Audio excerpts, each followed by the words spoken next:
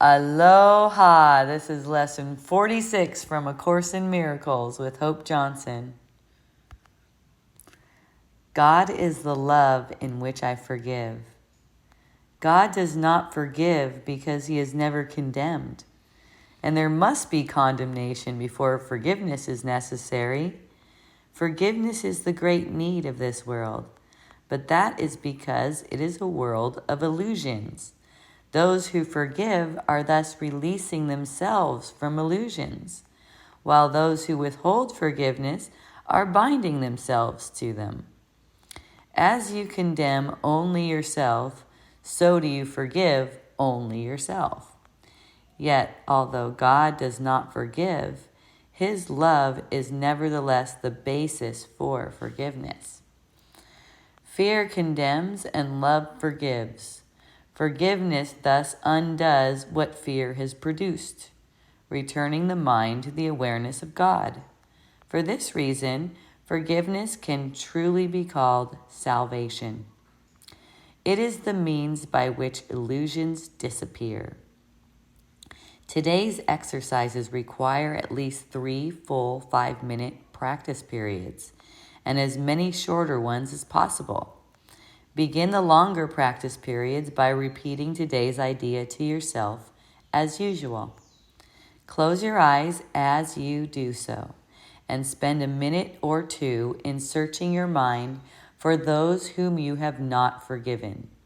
It does not matter how much you have not forgiven them.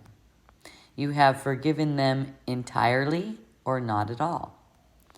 If you are doing the exercises well, you should have no difficulty in finding a number of people you have not forgiven.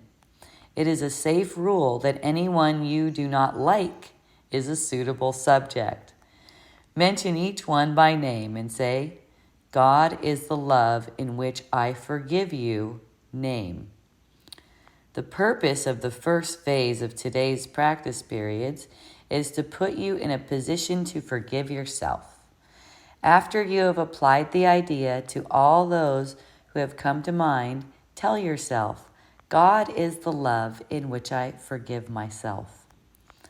Then devote the remainder of the practice period to adding related ideas such as, God is the love with I love myself. God is the love in which I am blessed. The form of the application may vary considerably, but the central idea should not be lost sight of. You might say, for example, I cannot be guilty because I am a son of God. I have already been forgiven. No fear is possible in a mind beloved of God.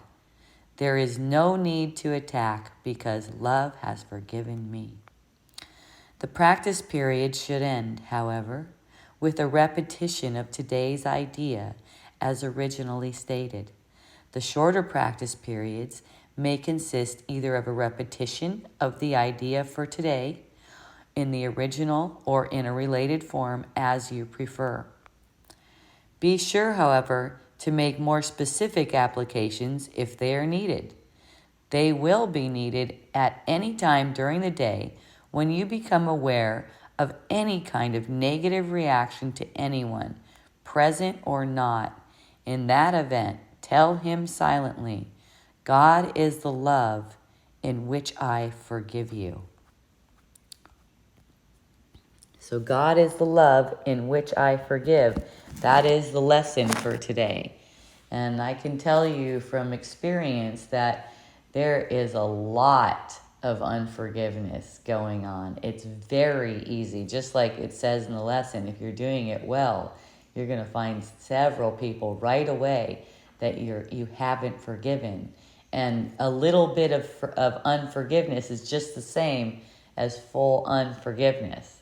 So, especially after you've been practicing for a little while, it doesn't seem so obvious to you, the unforgiveness. It becomes more subtle.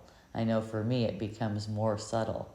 There will be like a little bit of a sense of, oh yeah, well, I'm going to do this and then see how you feel. It's like there's just a little, it's like there's there's a little sassy voice that pops up. And the thing is, it's not personal. It's just circulating the mind. And when you see that and forgive it, you're immediately forgiven and you feel so much closer with your brother. So the thing about these thoughts, they're meant to make you feel separate, and that's a very lonely feeling, when we're willing to forgive even what seems like a small, little tiny unforgiveness. It's a huge relief. It equals a huge relief because there's a closeness and a trust that everything is going according to plan. You don't even need to try to control anything. And that's just, that's the kind of friendliness we want with everyone. That's how we feel whole. That's how we feel together and loved with each other.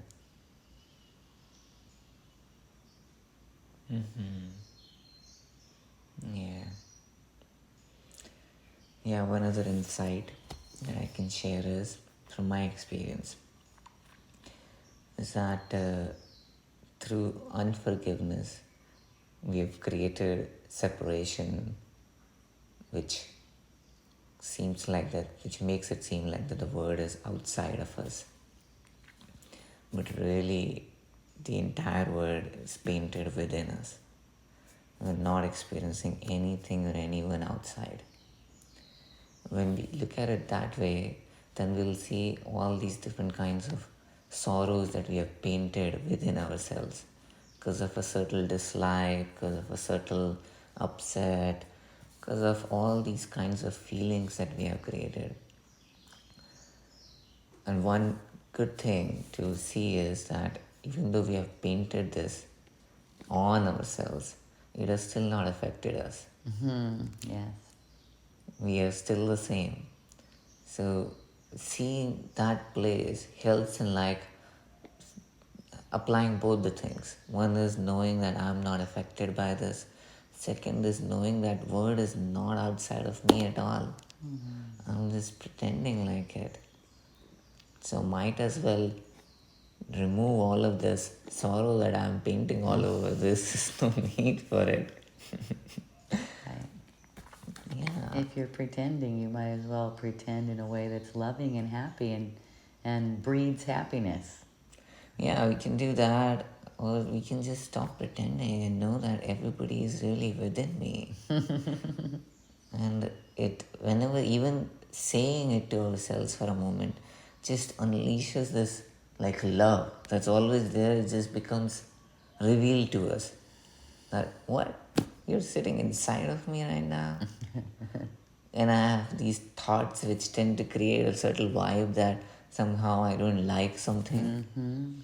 All of that will just feel stupid. Right. When it feels stupid, then you're not listening to it anymore. Right? You stop listening to it. That's how it is for me. Like something will circulate and pop up, and it'll be like, oh, that feels really stupid. Yeah. I don't want to buy into stupidity. It hurts me. Totally.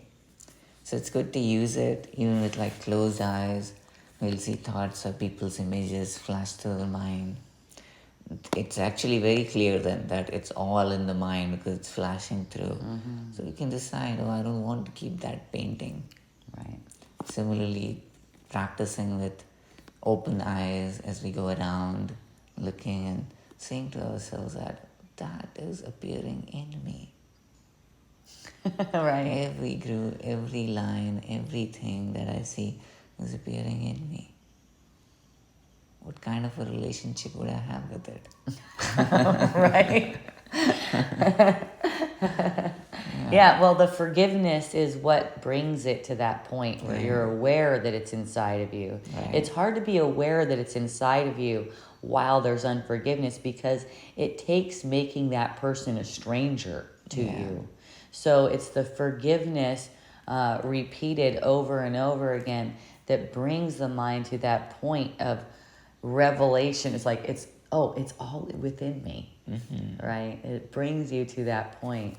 So another part of the practice here is not just the unforgiveness, but allowing some thoughts to arise within yourself. This is accessing your real thoughts, your true thoughts, about this.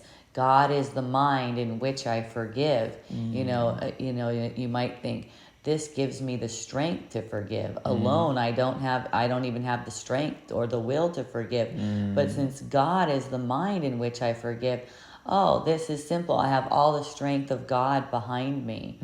That's the thought that just occurs to me right now. When you're closing your eyes, is see what thoughts occur to you in relation to God is the mind in which I forgive.